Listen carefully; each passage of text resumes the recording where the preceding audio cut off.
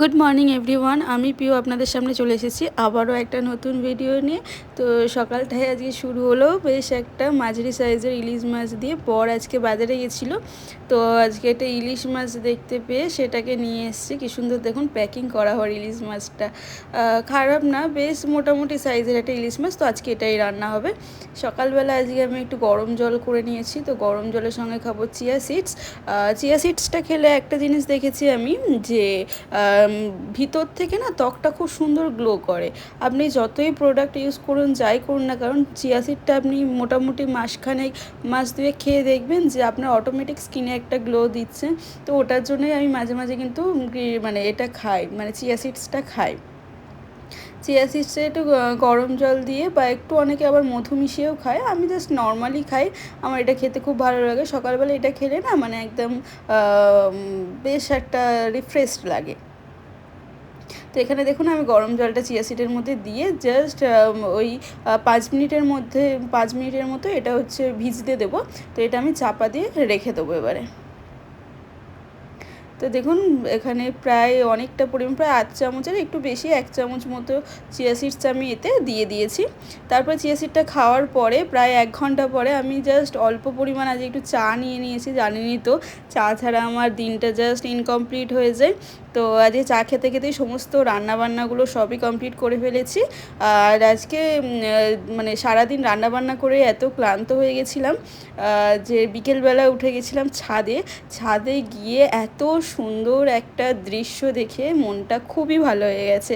দেখুন আজ আকাশটা মানে এত সুন্দর লাগছিল।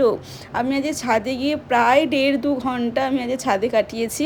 এত সুন্দর একটা ওয়েদার। পিছনের কালারটা দেখেছেন, মানে পুরো ডিপ অরেঞ্জ, যেন ওখানটাতে সূর্যটা ডুবেছে, তো মানে এত সুন্দর কালার। আর মানে আপনারা ক্যামেরায় কতটা বুঝতে পারছেন আমি জানি না, কিন্তু সামনে থেকে অপূর্ব লাগছিল কালারটা। মানে মনে হচ্ছিলো দেখেই যাই, এত সুন্দর। তারপর এদিকে বর দেখুন বসে পড়েছে গাছের নিচে, না অনেক ঘাস টাস হয়েছিল, সেইগুলো একটু পরিষ্কার করছে। তারপরে যা একটু খুনসুটি দুজনের, যা একটা ফুল পেয়েছিলাম আমাদের বেল ফুল গাছের, তো সেটা দিয়েই বরকে একটু প্রপোজ করে দিলাম 2 বছর পরে। 2 বছর পরেও আমাদের এই রোম্যান্টিক মুহূর্তগুলো না ভীষণ ভালো লাগে। যদি অনেক আগে থেকে যদি করতাম না, তাহলে অনেক কিছু আমরা ভিডিও করে রাখতে পারতাম। আজকে চলুন শেয়ার করি আমাদের ফার্স্ট এক্সপিরিয়েন্স। হ্যাঁ, আমরা লাদাখ গেছিলাম। তো লাদাখে আমি ফ্লাইটে করে গেছিলাম। আমার ফার্স্ট ফ্লাইট এক্সপিরিয়েন্স আপনাদের সঙ্গে শেয়ার করি চলুন। তো এই যে আমরা এয়ারপোর্টে দেখুন দুজনে মিলে হাঁটতে যাচ্ছিলাম। আমার মধ্যে ভীষণ একটা ভয় কাজ করছিল, কেন আমি নিজেও জানি না। মানে এটা হচ্ছে আমাদের দেখুন কলকাতা এয়ারপোর্ট, ভীষণ বড় কলকাতা এয়ারপোর্টটা।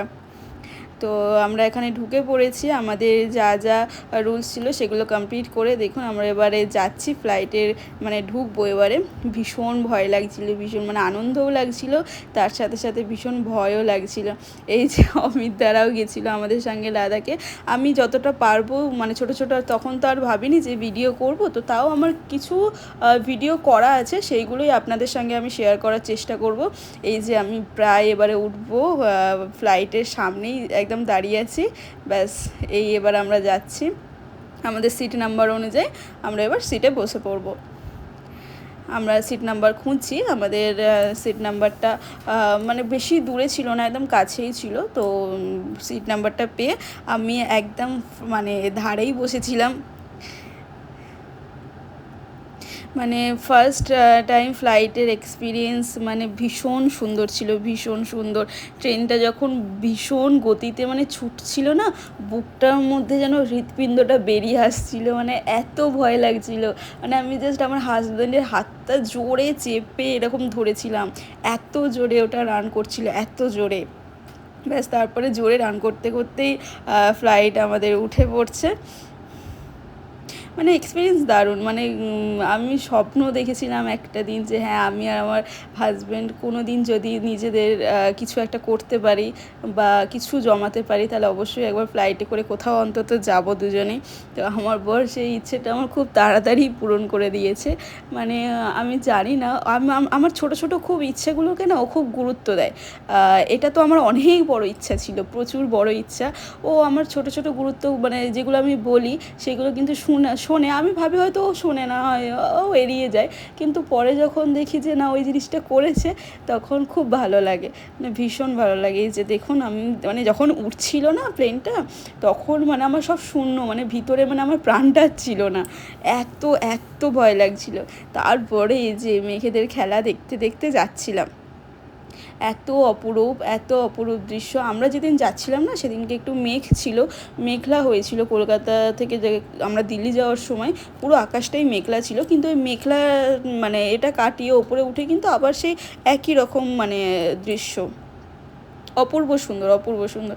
দেখুন ওপর থেকে আমরা দেখতে পাচ্ছি মানে পুরো কলকাতাকে আমরা ওপর থেকে দেখতে পাচ্ছিলাম, এত অপূর্ব, মানে কলকাতা এত সুন্দর, মানে তো আপনারা ওপর থেকে না দেখলে বুঝতে পারবেন না যে আমাদের কলকাতা কত সুন্দর জায়গা।